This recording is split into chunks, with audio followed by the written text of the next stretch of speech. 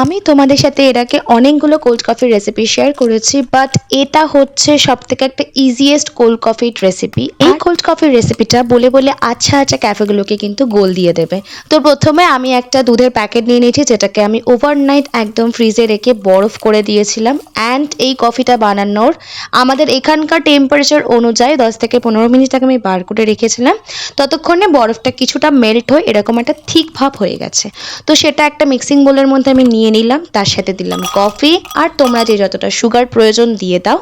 আর কিছু লাগবে না, no whip cream, no ice cream, সব কিছুকে ধরে একদম ব্লেন্ড করে দাও। আর সুন্দর একটা গ্লাসের মধ্যে অনেকটা পরিমাণে বরফ আর তার সাথে এই কোল্ড কফিটাকে দিয়ে সার্ভ করে এক কথায় বলতে গেলে কিন্তু এক চুমুক দিলেই কিন্তু প্রাণটা একেবারে জড়িয়ে যাবে।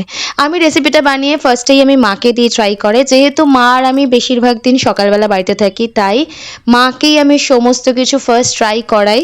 মা, এটা একটু টেস্ট করে আমাকে রিভিউ দাও, কেমন লাগছে।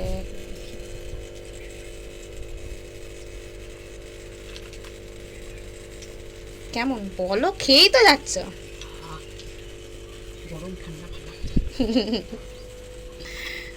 কি তোমরা কি বলো, এই কোল্ড কফিটা আচ্ছা আচ্ছা ক্যাফেগুলোকে গোল দিতে পারবে তো? আমাকে কমেন্ট করে জানিও। চলো বাই।